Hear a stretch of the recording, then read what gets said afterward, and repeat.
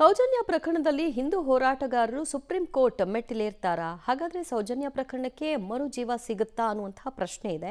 ಹೌದು, ಸೌಜನ್ಯ ತಾಯಿ ಬಂದ್ರೆ ಮತ್ತೆ ರಿಟ್ ಅರ್ಜಿ ಹಾಕಿಸಿ ನಾವು ಹೋರಾಟ ಮಾಡ್ತೀವಿ ಅಂತ ಚಿಂತಕ ಸೂಲಿಬೆಲೆ ಅವರು ಹೇಳಿಕೆ ಕೊಟ್ಟಿದ್ದಾರೆ. ಸೌಜನ್ಯಗೆ ನ್ಯಾಯ ಸಿಗಬೇಕು ಅಂತ ಹೋರಾಟ ಮಾಡ್ತೇವೆ. ಸೌಜನ್ಯ ತಾಯಿ ಬಂದ್ರೆ ಮತ್ತೆ ರಿಟ್ ಅರ್ಜಿ ಹಾಕ್ತೀವಿ, ಸುಪ್ರೀಂ ಕೋರ್ಟ್ಗೆ ಹೋಗಿ ಮತ್ತೆ ಸೌಜನ್ಯ ಪರ ಹೋರಾಟ ಮಾಡ್ತೀವಿ ಅಂತ ತಿಳಿಸಿದ್ದಾರೆ. ಮಿತ್ರ, ಯಾವಾಗ ಈ ವ್ಯಕ್ತಿನ ಬಳಸ್ಕೊಂಡು ಇವರು ಆಕ್ರಮಣ ಶುರು ಮಾಡಿದ್ರು, ಸೌಜನ್ಯನ ಹೆಸರು ತಗೊಂಡು ಬಂದ್ರು.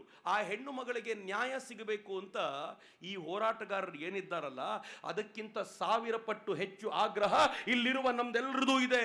ಸೌಜನ್ಯನಿಗೆ ನ್ಯಾಯ ಸಿಗಬೇಕು, ಯಾರು ತಪ್ಪು ಮಾಡಿದ್ದಾರೋ ಶಿಕ್ಷೆ ಆಗಬೇಕು. ಅದಕ್ಕೆ ಏನಾಗಬೇಕು?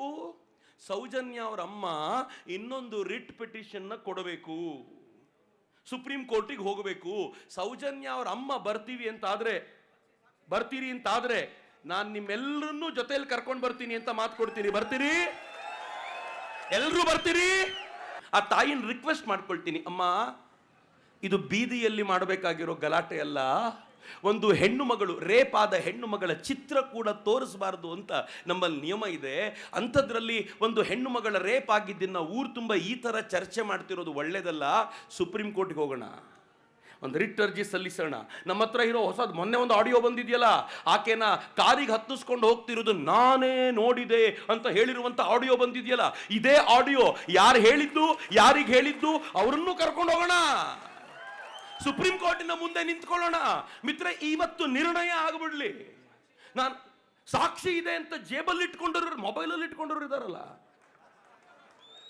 ನಾನು ಬೆಳತಂಗಡಿಯವ್ರನ್ನ, ಉಜಿರೆಯವ್ರನ್ನ ಕೇಳ್ತೀನಿ, ಒಂದ್ಸಲ ಮೊಬೈಲ್ ಕದ್ದು ಬಿಡ್ರಲ್ಲ, ಅದು ಮೊಬೈಲ್ ಕದ್ದು ಸ್ಟೇಷನ್ಗೆ ಕೊಟ್ಬಿಡಿ.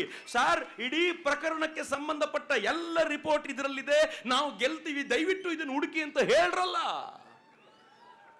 ಮಿತ್ರ, ನಾವೆಲ್ಲರೂ ಒಟ್ಟಿಗೆ ಸೇರೋಣ.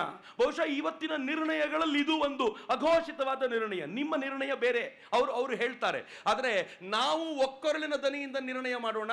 ಸೌಜನ್ಯ ಅವರ ಅಮ್ಮ ನಮ್ಮ ನೇತೃತ್ವ, ಆಕೆನ ಕರ್ಕೊಂಡು ಸುಪ್ರೀಂ ಕೋರ್ಟಿಗೆ ಹೋಗಿ ಅಲ್ಲಿ ಎಲ್ಲ ವರದಿಗಳನ್ನು ಮುಂದಿಟ್ಟು ಮತ್ತೊಮ್ಮೆ ಈ ಕೇಸ್ ಓಪನ್ ಮಾಡಿಸೋಣ. ಅದು ಯಾರು ಸೌಜನ್ಯ ಹತ್ಯೆ ಮಾಡಿದಾರೋ ನೋಡೇ ಬಿಡೋಣ.